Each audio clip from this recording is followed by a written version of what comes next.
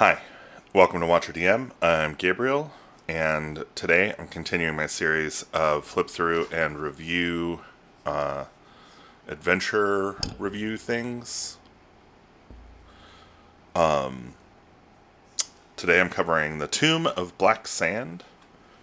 This is an adventure for old school games. I think it's pretty system agnostic. I don't know that it actually says what system it is designed for.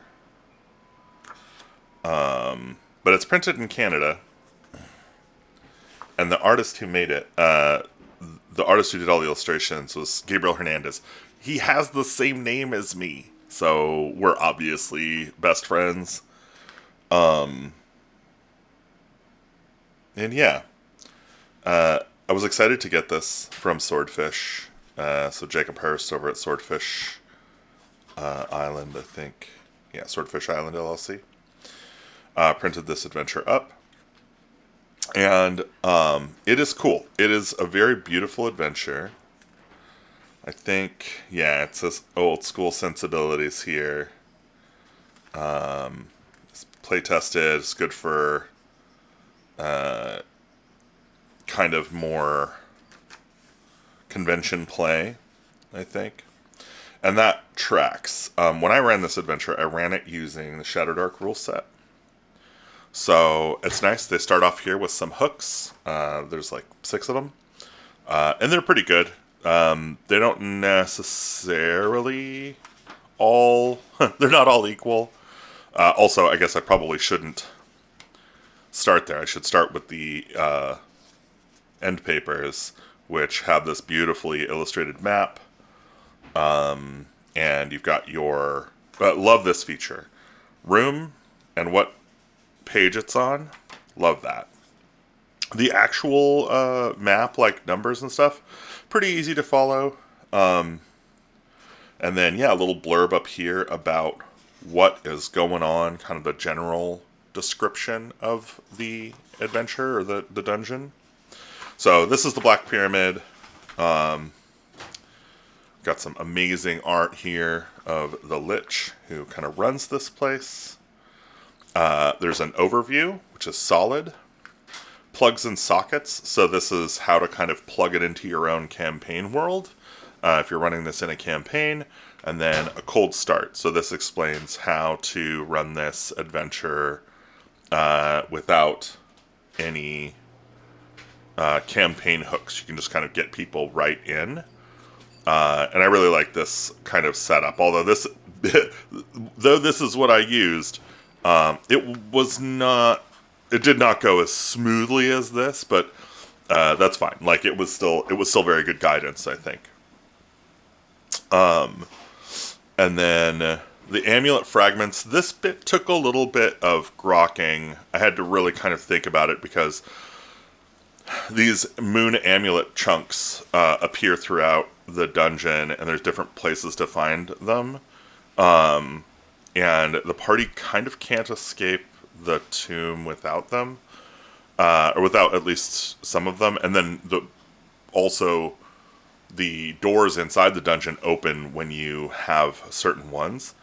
And then there's also a bit about returning to Brighton. Upon returning to Brighton, this is interesting. Again, if you start with the cold start, your party is gonna end up in the tomb initially without really a memory of how they got there. When they leave, they're going to be going back to this town, Brighton. And that's kind of the first thing that's covered in the adventure. So from page 6 here, you've got the town of Brighton, the surrounding region in hex crawl format. It's cool. This is a super cool, evocative hex crawl. It tells you the population, common family names, male and female names. It's nice. You can generate people here pretty easily. It's got some notable places, the Red Squirrel, you've got, the characters, the Timber Yard, Dario Stone, lots and lots of NPCs and characters, kind of what they want, who they are, and how they interact. So if your party is coming from a campaign, introducing them to the town of Brighton is almost certainly how they're going to get in here. And so understanding these NPCs and being able to play them is going to be kind of critical. And also, the town is going a bit mad here. Like, they are being affected by this pyramid, this temple, or this tomb, I guess. And they don't really understand why. So it's kind of like a, disjoint experience. The actual story is a love story, ostensibly. So these three brothers have a sister. She fell in love with the Lich. He became a Lich. Vincent Vine discovered an ancient ritual of the blackest magic for growing a lair, becoming a Lich, then a demi-Lich, and transcending beyond the stars. So he has gone through with this plan, and his love, Minerva, has joined him, and her brothers think she's been kidnapped. So they keep going and trying to save her.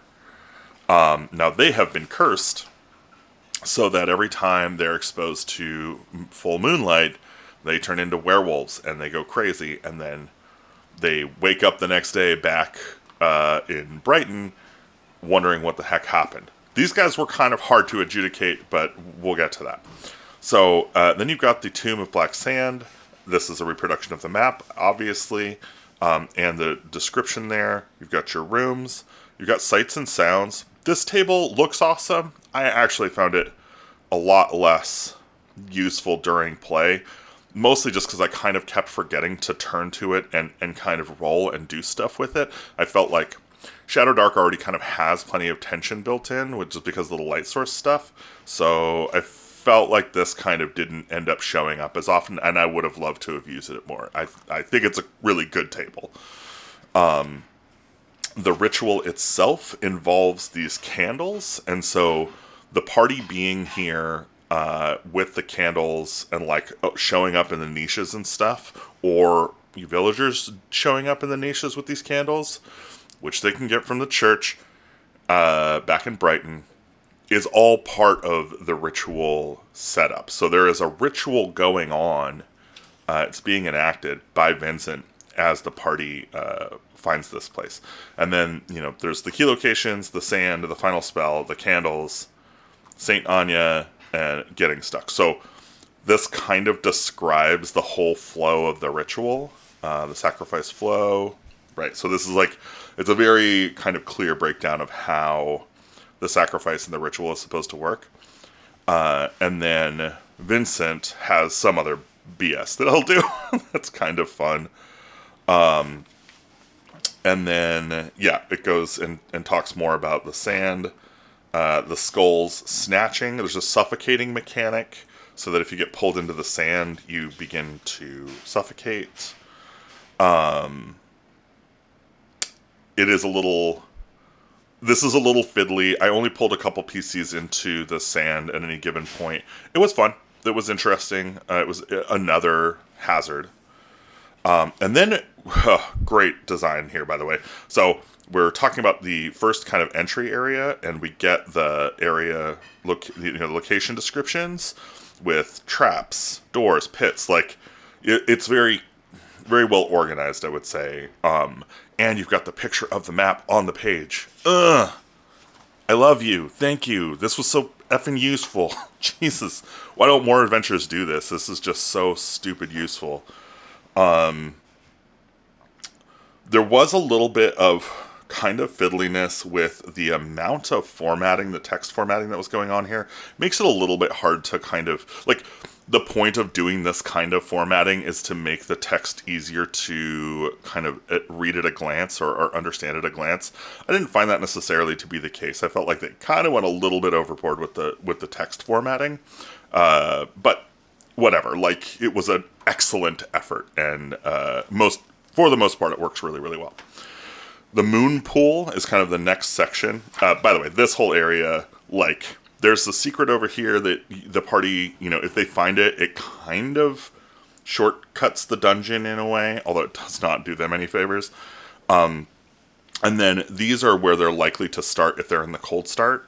The hardest part of this dungeon is this hallway is supposed to grow as they go into it. So or if they try to leave, basically. that is just impossible to adjudicate in my mind. Like, I had a really hard time describing that to my players. Yeah. Anyway, and then you've got the pool room. That's the room at the far north here. So 5 leads to this here, F, which is the pool room. This has 6 doors in it, each marked with a different phase of the moon. Minerva is in the pool. She is a banshee. That means exactly what it sounds like it means. Although she abhors violence, so she will try and get everybody to stop fighting. These are the werewolves, her brothers. So if they show up, they should show up, I think, while the party is there, and turn into werewolves and kind of, yeah. She will try and stop the PCs from killing her brothers. Then you go into some of these side rooms. The chapel is cool. This is a St. Anya chapel. It's got a altar. This is like a good aligned altar. So really nice. I always love it when there is a place in the adventure for the party to engage with the forces of good, kind of as it works. There's also some plants here, so there's some cool herbalism opportunities and alchemy opportunities.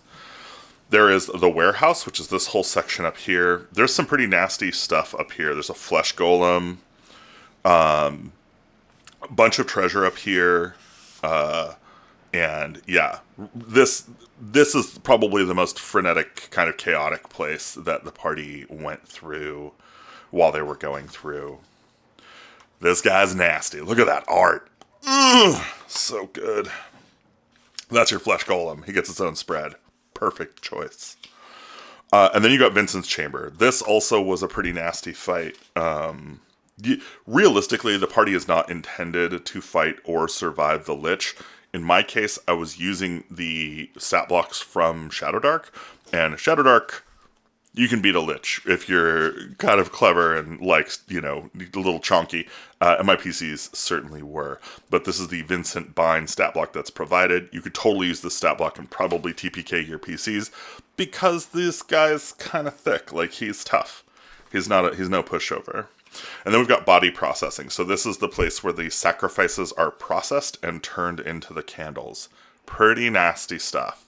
Little body horror here, like this, it's pretty gross, but also kind of awesome. And then you've got this sand pit here, this kind of sand room with these void pillars. These are kind of fundamental to the ritual itself. And then a sand thresher monster here that will swallow the PCs up.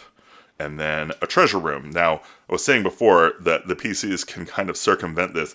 If they can figure out that there's a secret door in here and dip down in here, they can get to the treasure room and basically bypass the vast majority of the adventure. The only thing they got to get through is a bunch of black sand, because it's buried under black sand.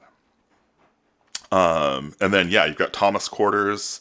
This is like a wizard, or like his apprentice. I think it's Vincent's apprentice. I don't know that my party ever interacted with this guy. And then we've got the library, terracotta tombs. You've got your stat blocks for your bestiary. You've got a reproduction of the map again. Open gaming license, as always. Some more amazing evocative art. And then the thank you to the Kickstarter backers. And a very cool book. The design of the actual book, the physical product of the book, is gorgeous. The kind of inlaid silver or embossed silver, and then it's got this kind of photographed art on the front that's been stickered on there. Some cool text on the back. Beautiful piece. I'm really excited that I got it. Running it was difficult, but worth it. So yeah, pick up Tomb of the Black Sand over at Swordfish Island and tell them I sent you. Do YouTube things, whatever. And yeah, thanks for playing.